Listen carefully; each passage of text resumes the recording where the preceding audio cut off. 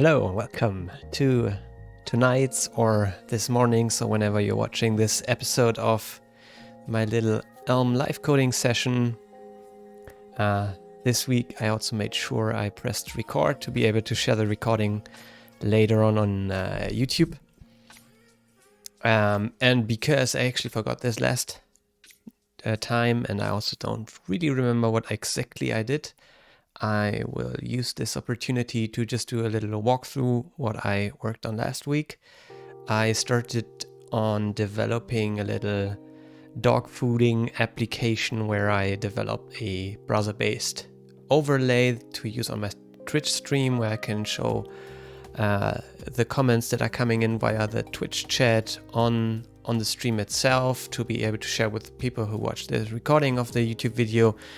And the thing I want to add today is a little acoustic signal that gets played on my streaming computer. That when somebody writes a message in the chat, because I've been missing this a few times, and I hope by this I can react more directly to requests in the stream chat, and hopefully in the near future I will have so many chat messages that don't have to rely on this. But yeah, that's for the further future, I think. And if I get through this really fast, I think I want to also work on persisting these messages in local storage, so that when I refresh my stream overview, I don't lose all the previous messages. So without further ado, let me just quickly walk through what I've done so far.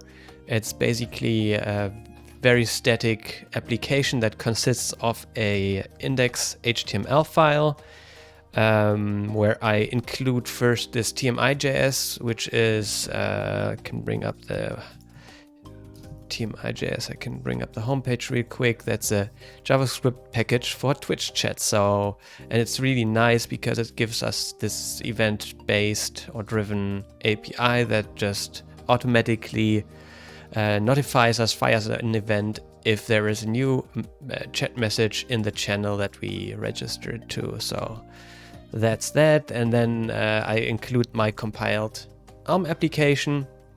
Here's the container that's going to be replaced by my app. Then I'm initializing my Elm app like I would any other. Then this is the code that you just saw on the TMI homepage, where I register my TMI client to my own channel. Programming is fun. We connect that client, and every time we receive a message, we are sending a message through the port system, or the port of my application. That's an Elm concept to communicate from the outside world into our Elm application. We are sending the message that we received from the Twitch chat into our application.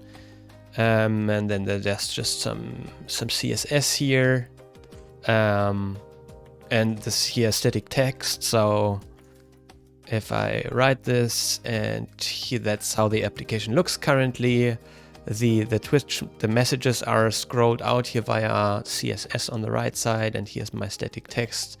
So if I go into my OBS Studio and just turn on this overlay, then you see here in the top right, there's the hello text from that overlay. I don't see that on my development machine. It's solely loaded on shown on my streaming box. So I'll just remove this, and also remove this temporary thing here. Let's have a look at the Elm application, what this actually does. Here's just the basic setup of my application. Our model, the init function of our application, initializes our messages with just some pre-populated messages that I just added to be able to style it. So and the messages are faded out or translated out of the screen for a start if we just invert this to false, and then we can compile the application.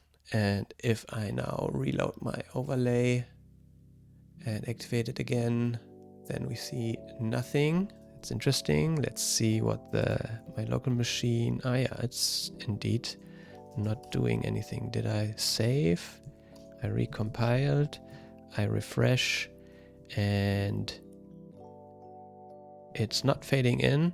Okay, I'll debug this later. I just want to quickly run through the rest of the application. So this is our message, our model. It consists just of a list of strings, and if the window is faded in or out, then our subscriptions are the subscriptions that actually we listen to two things potentially: to our message receiver, which is defined here on the top. That's the port declaration. So every application that wants to communicate with the outside world has to declare the ports like this. And if we are faded out, then we are just listening to this. And if we are faded, like the different messages are shown, I decided to have them automatically fade out after 3 seconds. So that's why if they're faded in, we're also listening to this timer. And then we just batch those subscriptions to listen to all of them. And we just have two kinds of messages in our Elm application here. That's the new Twitch message that we receive when we receive a message through our incoming port, and the message that gets triggered whenever this timer fires. And yeah, the update message handled both of these. So if we get a new message, it just prepends this message to the existing messages and sets out to false. So that means it's faded in. And here's a debug message we can get rid of.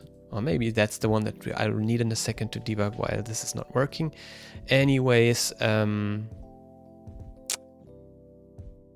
model, if I get the hide method from the timer, that's when I just fade out to true for my messages window. And then the view is also very simple. It's just one div that has any of those 3 classes. So it's always has the class CSS class messages, and it has the message in when it's not out, and it has the class out when it's out. And then we just map over the messages from our model and display a div for each of those. So now back to the question, why do I not see the messages if I initialize my model with I have a hunch.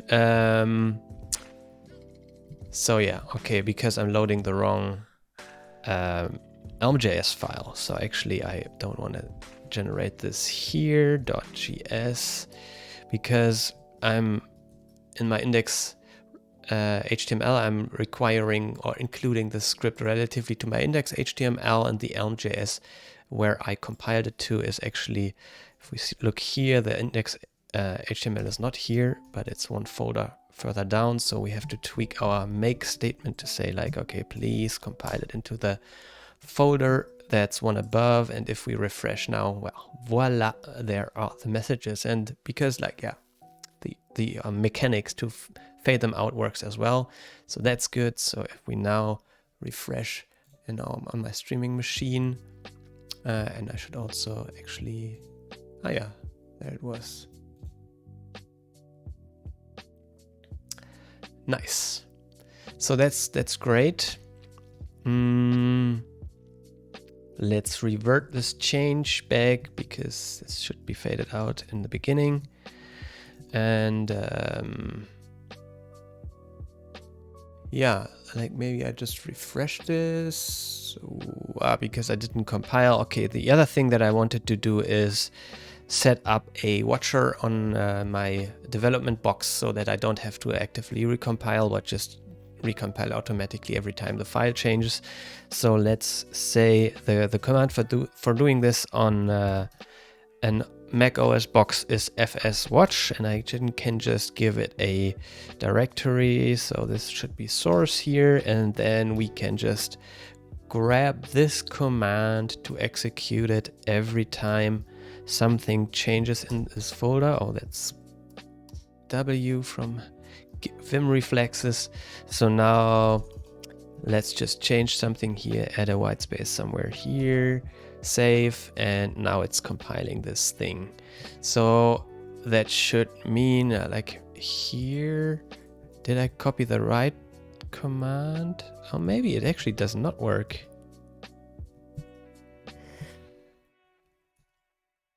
Interesting.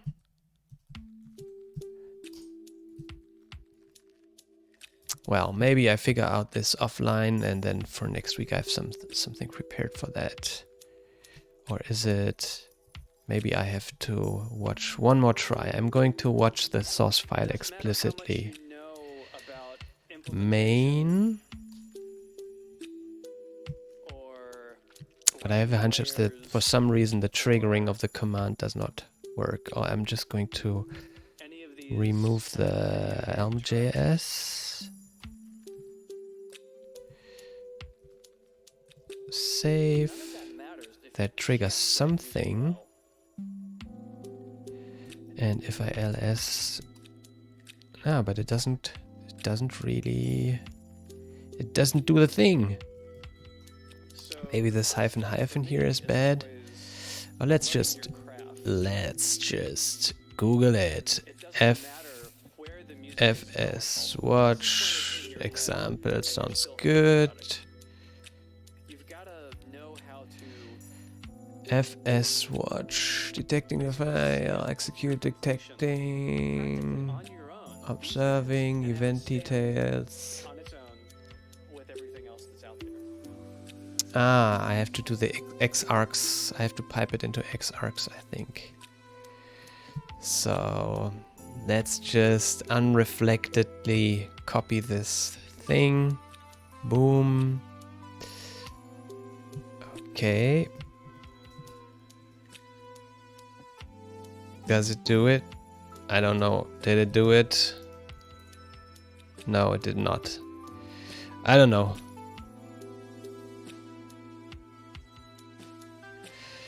I never can remember the arguments for xargs. Why does it not work? So let's...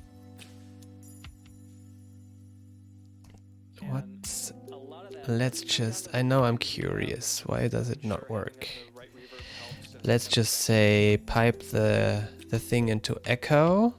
So now... okay, and then it terminates, so... But it didn't output it, that's weird. Okay, let's use the new gained knowledge here. Xargs example, FS watch. Yes, that's exactly what I want. Minus O, okay, no. Use it to make sure path with nuance and okay. You have FS watch bubble all the events. Your full command goes here. Okay, so that should work. FS watch minus 0 minus O. Minus 0 minus O. Source. And then the magic xargs params. And here goes my static command, it said, so let's try this again. Bam! There we go. That looks better. Cool, so let's just try the good old debug trick from before. Let's set this to false. And by now it should have compiled, so I'm reloading. There we go, that's much better. Okay, revert this, so now it should compile again. There we go.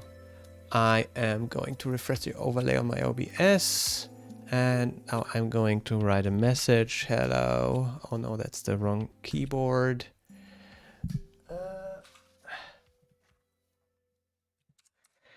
Hello.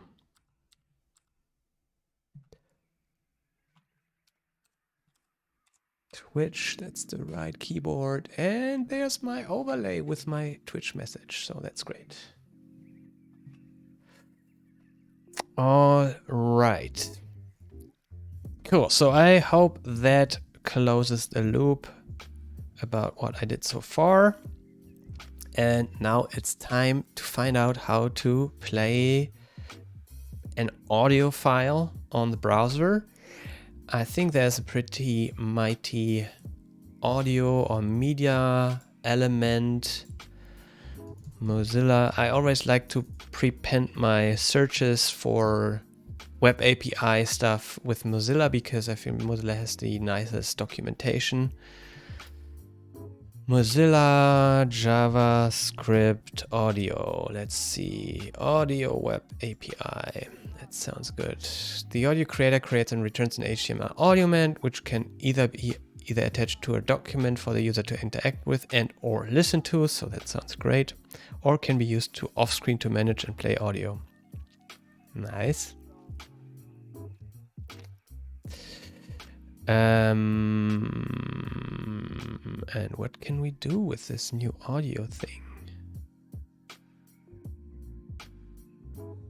Can play through.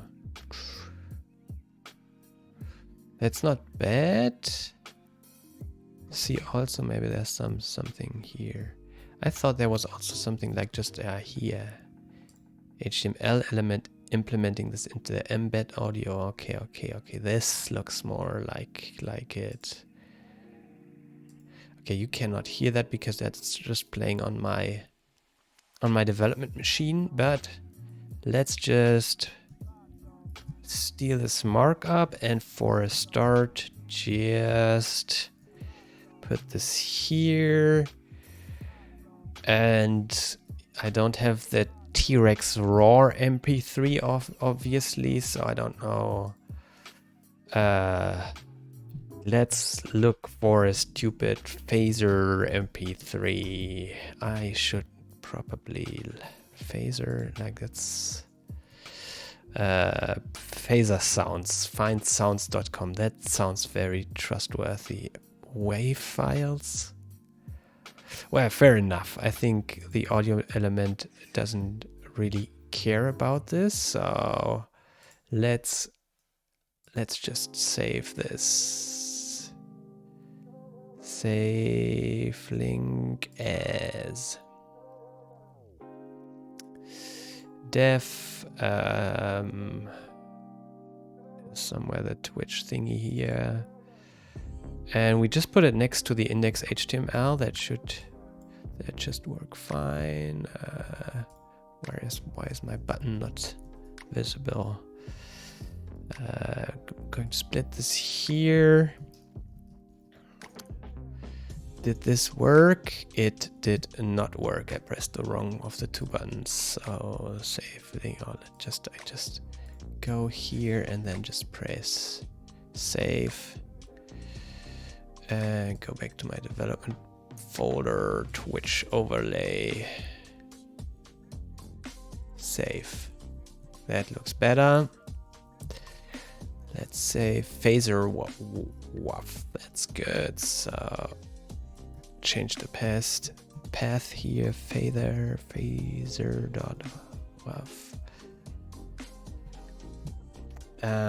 Let's look it up on our index HTML, and I think I'm just going to load this on my stream machine so that you can hear it eventually as well. And you actually see the player here as an overlay. Woohoo! Well, isn't that a nice sound to get blasted in your ears when a new chat message arrives? So we could either, like at this moment, actually, I can also just go to our JavaScript code and next to playing the sound here, sending the message to the Elm application, we can just trigger the controls on this audio play thing, and maybe we just say audio display. I'm curious. No, like let's do that later. I think it might be useful to have it visible where we're still trying to do stuff. So now's the question: how can I trigger this thing? I probably can just remove the controls to not see it. Boom, that's wonderful. But the idea is, like, let's call this audio cue.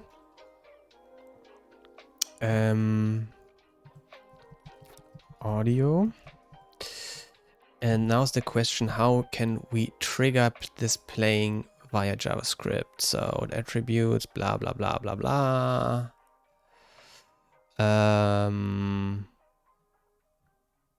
Play, that's the events, usage nodes, styling, detecting. Okay, here we see we probably just want to get this guy in our JavaScript. Oops. And I called it audio cue, and then we probably can just call a play on that one, I would assume. With source element, accessibility concerns. Is there something that looks like play? Okay, I'll just wing it and try to call play here. I don't even need to assign this to a variable, d to d. Boom.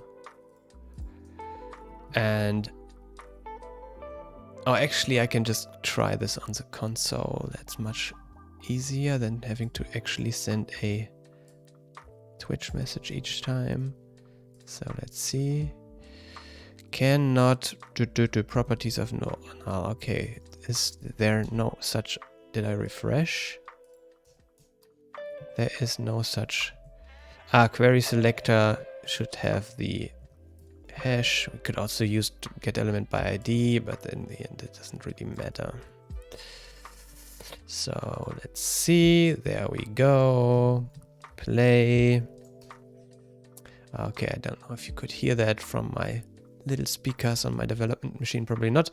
But it played the sound, so that should actually work. Let's save this, and I'm going to refresh my overlay, and because now the player doesn't have controls anymore, you don't actually see something, but the overlay is still there. And if I now write a Twitch message from my other keyboard, where's the focus here? Phaser, send it. It doesn't work. Interesting. Oh, and it also didn't work on my development machine. Did I get any errors? Okay. Did I refresh here? Let's see, another message. GG. Uncut promise. Failed because the user didn't interact with the document first. Interesting. I did not know that was in the requirement. So if I just, I don't know what. Programming is fun. Now I clicked a bit around in the page. Yeah, okay, cool. So if I refresh my overlay and click into the page, and then just let's move here to not have too many window inceptions, and a new message. GG. Woohoo! There we go. So theoretically, you should have heard that. So I'm curious. I will check the recording later. So yeah, that's nice. I call this a success. What's the time? We spent nearly half an hour. So I think we might look a bit into the storing already sent messages in local storage. So for a starter, I will remove my dummy messages here. Delete in. And I like having them inside when I refresh. Do this, then I see there's nothing there. Okay, so for local storage, again, this is of course something that lives in the native JavaScript world, so there is no room for this in a purely functional environment, so we have to interact with local storage through ports as well. And I think I had figured this out already at some point, and I put the code into my Elm Nano examples repository. Do I have local storage? No, actually I don't have. Oh no, because actually I think there's a really good example in the Elmlang guide. Let's see if I remember that correctly. Local storage, no I don't, so I will just Google it. Elm local storage, saving app state, la la la la la. Oh yeah, that's an excellent page as well with a lot of tutorials on how to work with Elm. So I don't want to read through all of this, but yeah, you see it already here. They are exposing ports, so we will do something similar.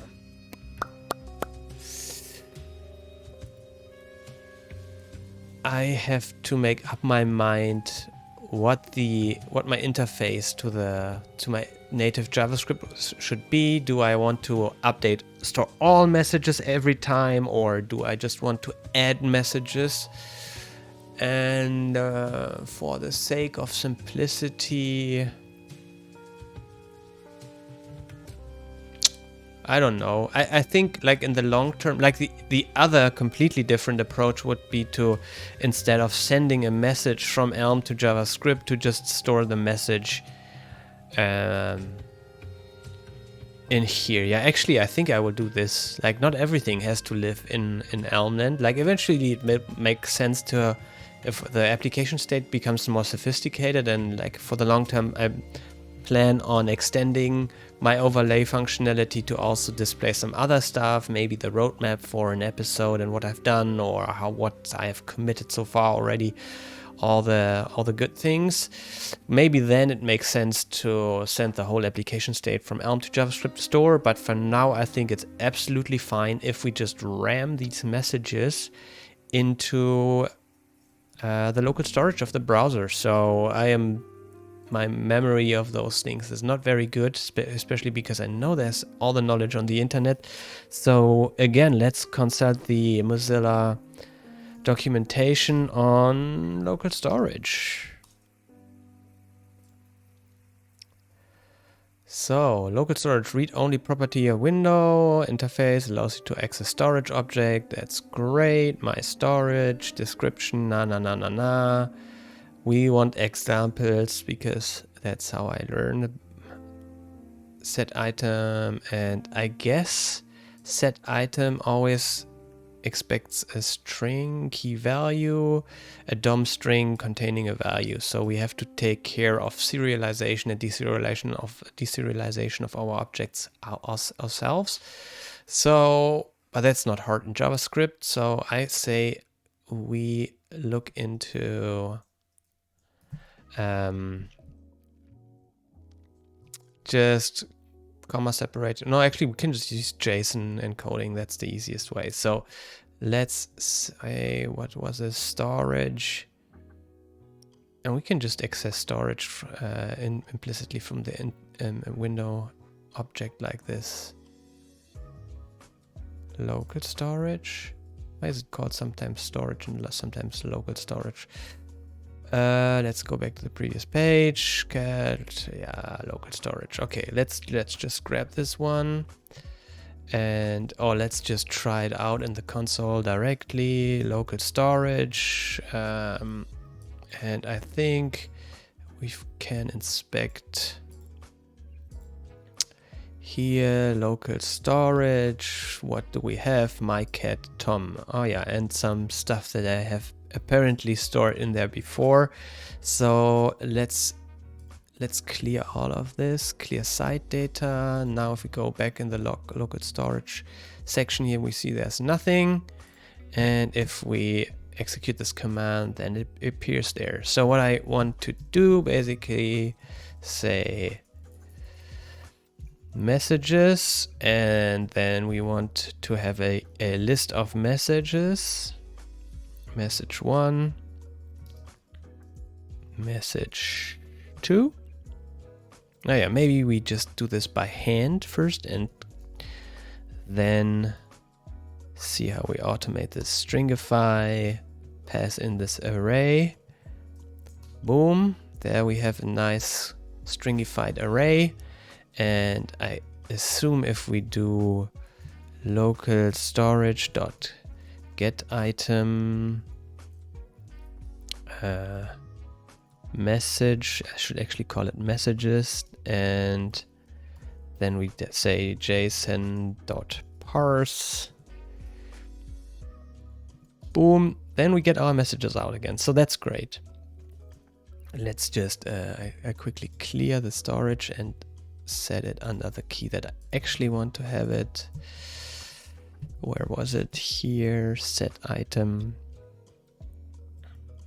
messages. Okay, because this gives me the opportunity to talk a bit more about flags. I briefly touched on this last way. That's basically the name of the initialization parameters, if you want, for an Elm application. There's a section in the guide about this. Let's say flags is here, and like it's the way that we can pass into something into the initializer of our application. So I say I'm not sure if it's mighty enough, powerful enough to accept a list of strings. So let's say old messages here. So the parameter of the init function that is expected from our browser element is the init function that expects the flags as the first parameter, or gets the flags passed in, depending on how you look at it. So let's say here, change old messages.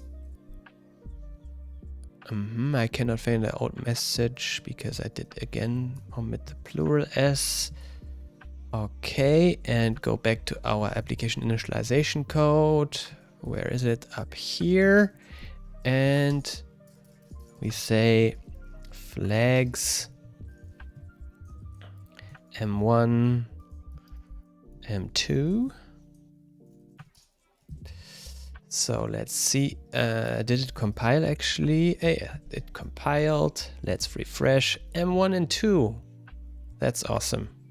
So now we just have to wire it up with the value from the local storage. And we've already had this code here. Where was it? Get item. No, I lost it. Doesn't matter. JSON, there we go. Messages. That's the expression. So let's grab this one and let's make this a bit more defensive by first assigning this to a constant. Const old messages equals this expression, and then we say old messages item, and then we can say const old messages equals old messages item. Whoops.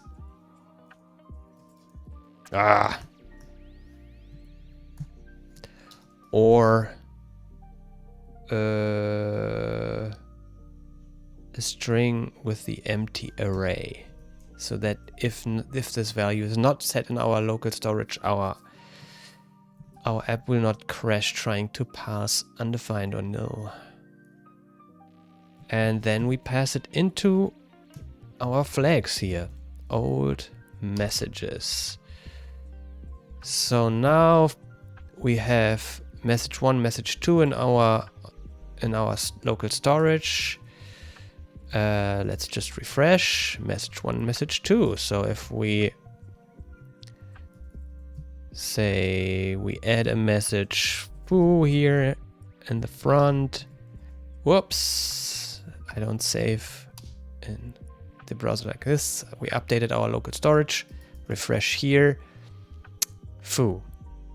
Wonderful. So now if just to see if my little workaround for empty storage works, clear site data, reload, everybody's happy, no exceptions.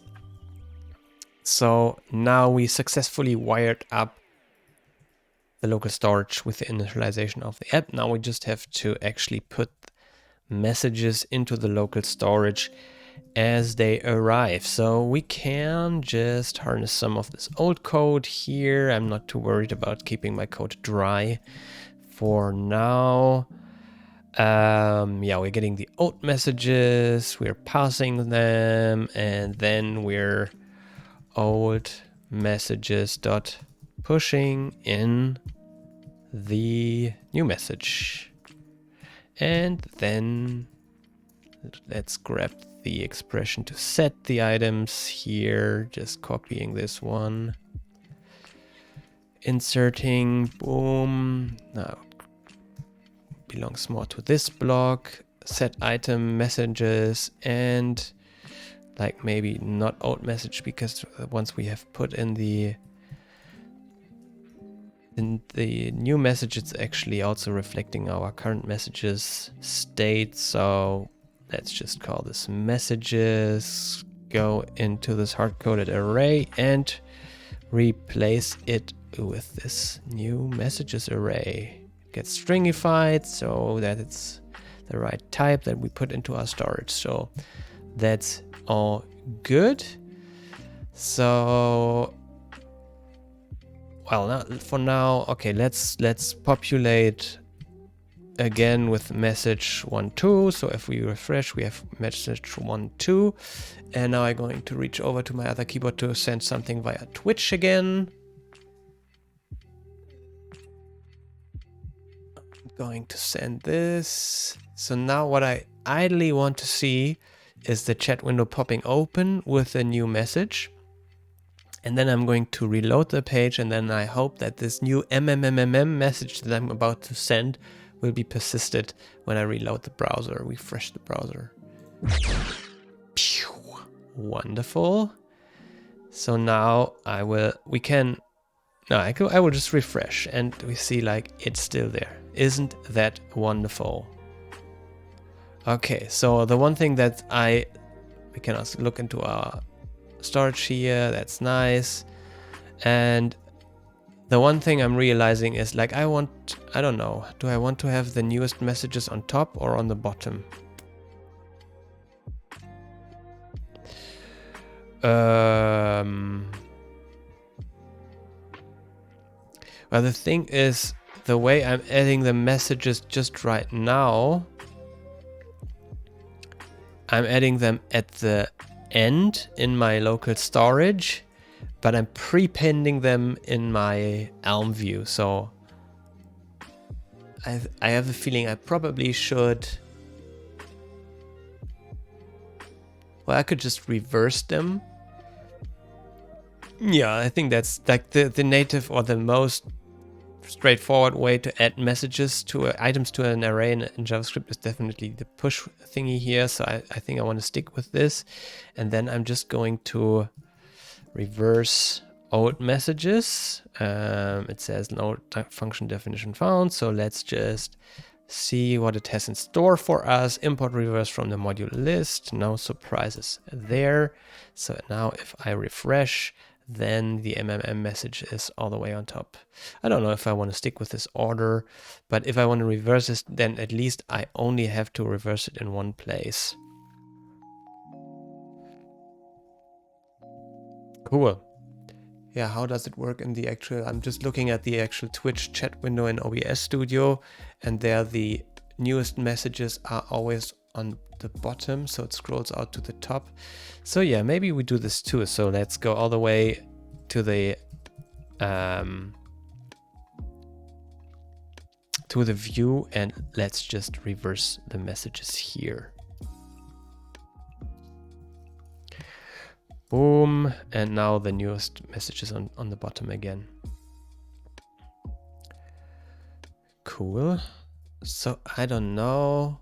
We still have, if I aim at 1 hour of streaming, I still have 20 minutes left. So I made a lot faster progress on those 2 items than I expected to have. So maybe this compared to the actual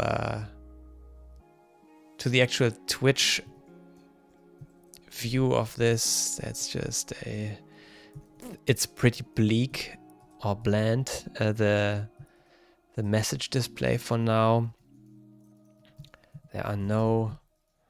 There's no mentioning of who sent the chat. Also, it's an ugly serif font.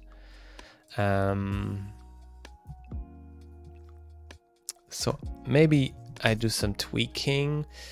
And it's actually nice because so far our message model is just a string itself, and now we actually can see it again, how something I like to showcase on the Tetris clone that I demoed before as well, like how the Elm compiler and the type system actually helps us refactoring some of those things. And that's like, I invite especially JavaScript programmers to think about how painful such a transition would be, because like we are changing the type of this object, and you have to watch out in a lot of places where you're accessing this object that it now behaves will behave differently than a string after we did this refactoring. So let's take a step at this. So let's first say type alias message equals string, and then we just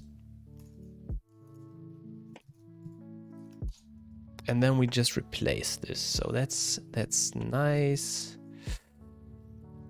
Yeah, I have a hunch already in all the places this will break. So far it will not break, obviously, because we just aliased it to string. But let's see actually what we get from this TMI library. I'm hoping for getting a display name of the person who sent the message and just store it with the message so that we can make our display there a bit prettier. Tags, display name. So I guess that's that. Actually, do I still have... Okay, no, I have to trigger another message here. And then it should log it out on our console. Programming is fun. Okay, so that's because I'm logged in as myself in my OBS Studio from where I'm sending these messages. I'm talking to myself here, obviously. So what we want to do is send in a complex message here. So let's say the message is indeed the message, and the author maybe is this expression. Tags, display name. Okay, cool. Don't know why I decided to re-indent it very weirdly. Yeah, I guess that makes sense. So that means also we don't have just a string, we have a kind of struct record, however you want to call that syntax. That is message, that is a string, and the author is also a string. Okay, so now I get already feedback here from the language server in my editor directly. The messages are a bit nicer formatted on the console, so I think I'll just go for now to just get a glimpse of all the things that are breaking. This argument is a record of list string, but it's not happy. But the element needs to be model, so like the mismatch is between this list string and the model here. So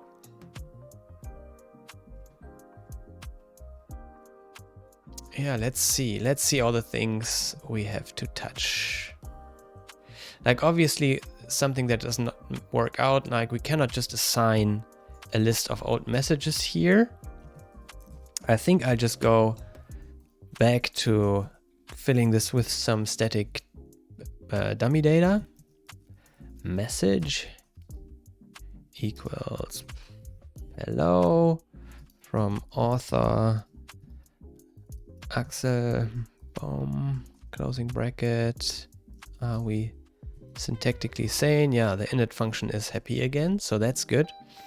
But the rest here is not happy. Like the image needs is not what I'm expecting. Why not? Because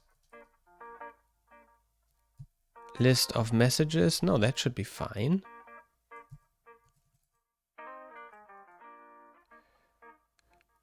First argument, no, it's actually not the init function that it's complaining about. It's the update function, I guess. I mean, I know that I have to attach the update function because messages, I cannot just prepend this message here. How do I do this? Yeah, maybe new Twitch message. This should also not just receive a string anymore. It should receive a message. And then this should actually magically also fix the update function again, because now model messages is a list of messages and our Twitch message is a message. Blah, blah, blah. So this should be fine.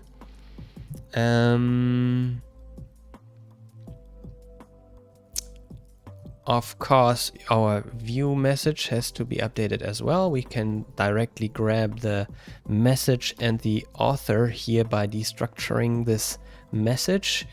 So let's say text. Yeah, let's just concatenate this stuff for now. So let's say author plus colon space plus message. So now this should work again. Let's check the compiler messages. What's wrong?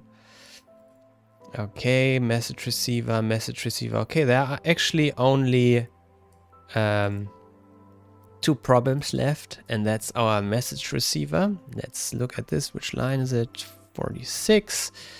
So our subscriptions is not happy because the message receiver wants to take, let's look at the definition of this one. The message receiver wants a function that turns a string into a message. And if we look at the signature of new Twitch message,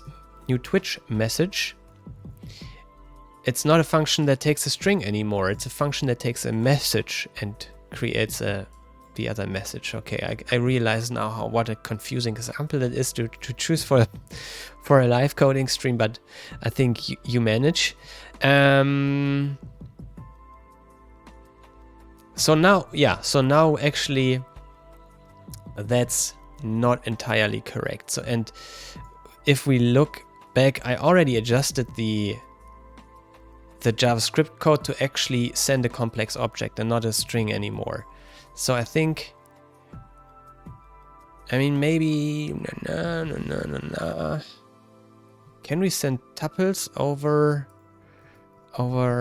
tuples? Yeah, okay. Maybe we don't just, otherwise if we go in complex objects, we have to look into JSON decoding, and that's a bit too much to chew off in the next 10 minutes.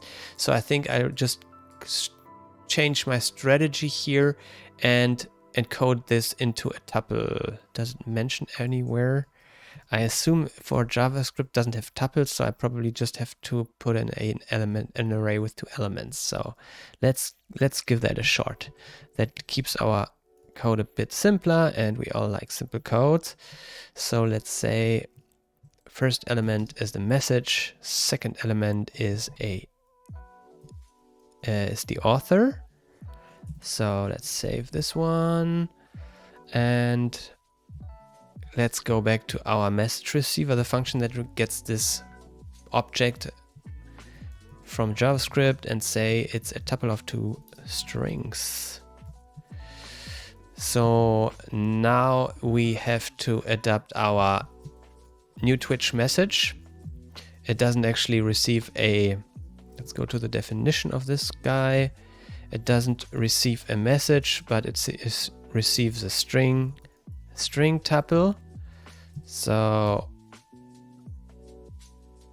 now we also have to adjust our update function to match this. So here we have the message and here we have the author. And now it will complain about this Twitch message not being defined. We want to prepend still something of the type message to our messages list. So we'll just create a new message on the fly here. Message equals message and author equals author. So now the compiler should be a bit happier. Let's see, success main. So it compiled successfully. Let's refresh first, and we don't see anything. Caught unexpected token in the index HTML, so I messed up the parentheses there. There's one too many here, I guess. Oh, there's actually a closing bracket, square bracket missing. So let's see. Axel, hello, that's nice because that's the pre-populated message that we expected to see. And now I'm reaching over to my Twitch chat keyboard. And I'm going to hit send. Let's see, I'm going to remove the overlay from the stream for a bit so that we only see this one here. Programming is fun. So good. I just love it when a plan works out. Is that the right quote? Austin, is it? Which quote is it? I don't know. Pop reference. People help me. All right. So I think I will just adjust the font size and the font of those messages a bit. I think I'll just quickly deactivate this rule here so that it's always faded in and I have a bit more flexibility to play with this. Okay, the easiest way, the laziest way is Google Fonts. So let's see this. Front properties, no, categories, I don't want serif fonts, I want sans serif, and what's nice, maybe something a bit more condensed because I know I don't have a lot of screen estate to work with. That's one pretty... Maybe outfit, so let's see what we can do here. Actually, it doesn't look as condensed as it did on the first. Is there a filter for condensed? Maybe even thickness, slant, number of styles? Oh. I don't know. Source Sense Pro. It should be a bit smaller. Should still look good. Small. Roboto condensed. Okay, that sounds like a standard. Why ever it's so huge? I don't know. I guess that's fine. Something around this.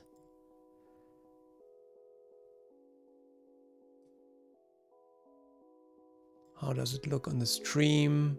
Is it readable? Yeah. Okay, so I'm selecting the style. You can now share, yeah, things dismiss. So cool, let's grab this guy. Add him to our index HTML and top section here. Oh man, look at all this stuff. Why did I not indent properly? That makes me crazy. Okay, that's good. Font family. In our messages only for now. Set this and refresh. Ah, that looks nicer. I like. So now maybe we separate the author from the message itself. Just reward myself with some markup tweaking. So let's say we have a span with the text author, and we have a span with the actual message. Text message, close that bracket. Does it auto format? No, I still have to fix my editor setup here. And let's call this one class. Is it not imported? Auto import, yeah. Author.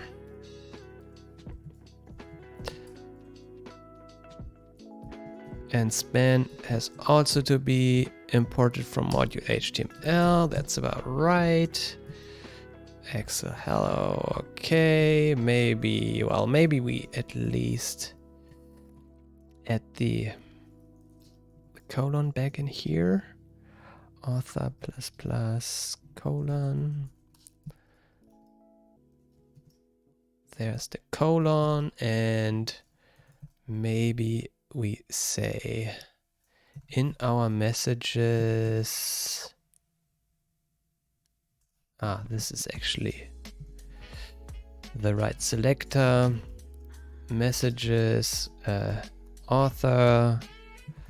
Let's say we want to save some space on the author, so we say font size 80% and color a bit subdued. Like instead of, we just go with, I don't know, CCC. And there we go. Maybe we add a space here, get some fake padding there. No, it doesn't like it.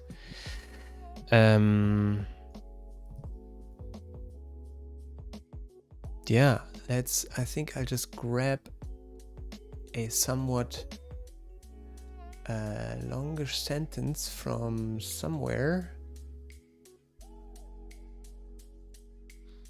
I'm just going to my stream computer to grab a sentence from some random news site. Going to paste this into the stream chat here. Boom.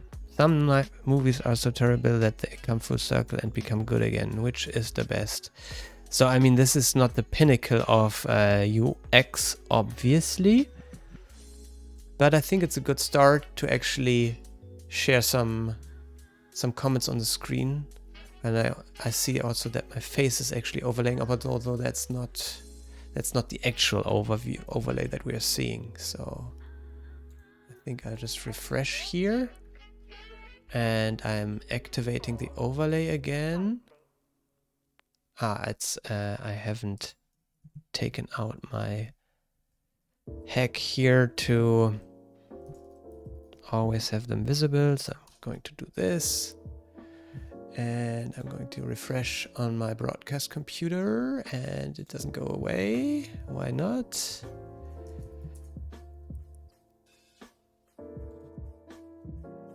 Because it's just the initial state. That's okay, cool. I'm going to copy my message in the chat again, paste that one, and send it. What? Isn't that lovely? Going to refresh the overlay on the stream computer, and it didn't remember. How disappointing. Why didn't it remember my messages? Let's refresh here. Oh, I know, because now, of course, yeah, I overwrote my initializer here with a static message, so that's not good. So let's last act for today. Let's repair this one. Old messages. Initialization is not a list of string, but a list of tuples of 2 strings. And we also have to adjust the way we write our items to the local storage. Set items, maybe for a start. Yeah, now I messed up my local storage on my machine as well, of course, but anyways. Or maybe I just use this so I don't have to fiddle around with the local storage on my stream computer. I would just say store the empty list in there.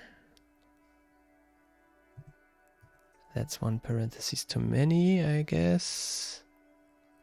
Now it's a quote too few. Why is the highlighting weird? Well, I guess that's just the way it is.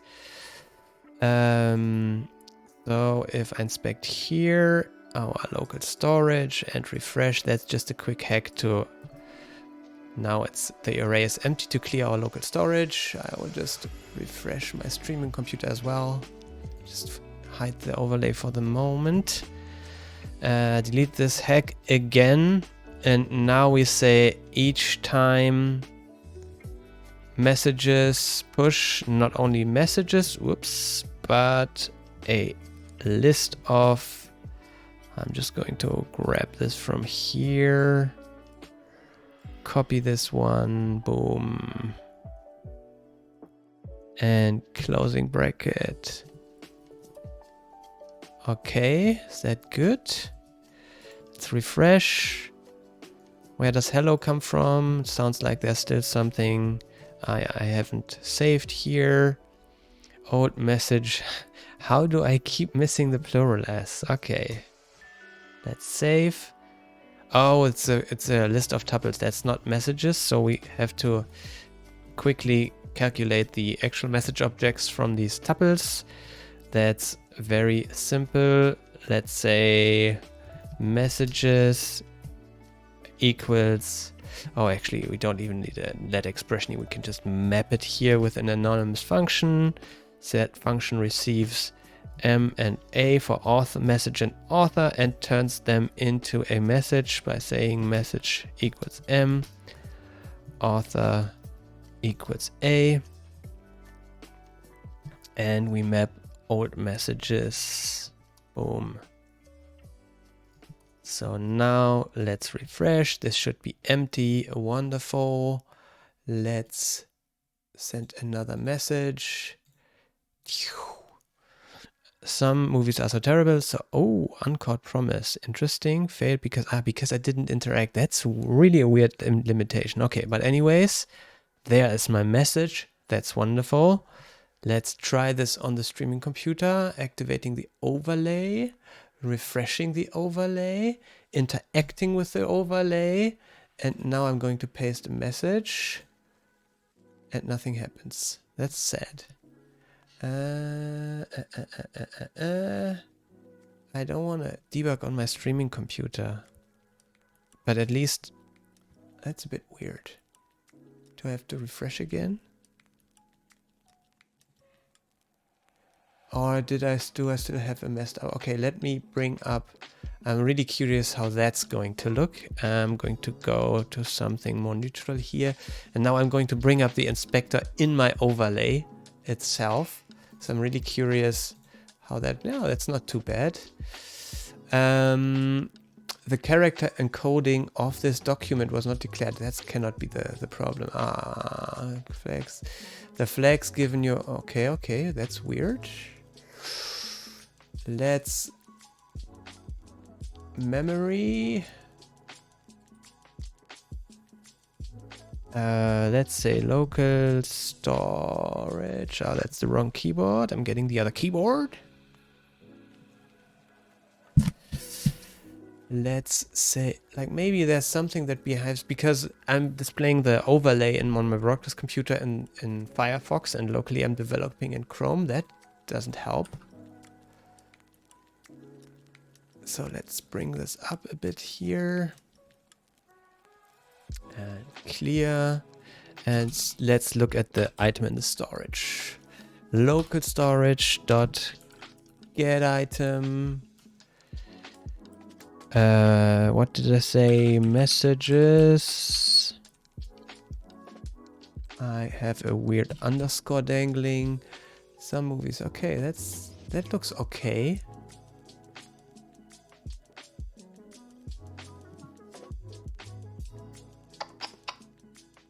No, actually it's missing the author name. So for some reason, okay, let's just, how can I clear that easily here? I guess I can just do that.